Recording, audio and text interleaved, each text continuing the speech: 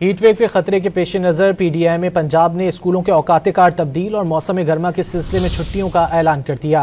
PDI में पंजाब ने मुरासले में हिदायत की कि स्कूल और कॉलेजेस में साफ और ठंडे पानी की दस्तियाबी को यकीनी बनाया जाए।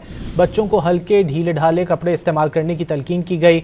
आर्जी तौर पर आउटडोर सरगर्मियों पर फिलफौर पाबंदी आयद की जाए। मुरासले में मजीद कहा गया कि स्कूलों में इब्तिदाई तिब्बी इमदाद काउंटर्स कायम किए जाएं। हीटवेव के खतरे के पेश नज़र पीडीआई में पंजाब ने स्कूलों के औकात-ए-कार तब्दील और मौसम गर्मा के सिलसिले में छुट्टियों का ऐलान कर दिया। पीडीआई में पंजाब ने मुरासले में हिदायत की कि स्कूल और कॉलेजेस में साफ और ठंडे पानी की दस्तियाबी को यकीनी बनाया जाए। बच्चों को हल्के ढीले ढाले कपड़े इस्तेमाल करने की तलकीन की गई। आर्जी तौर पर आउटडोर सरगर्मियों पर फिलफौर पाबंदी आयद की जाए। मुरासले में मजीद कहा गया कि स्कूलों में इब्तिदाई तिब्बी इमदाद काउंटर्स कायम किए जाएं।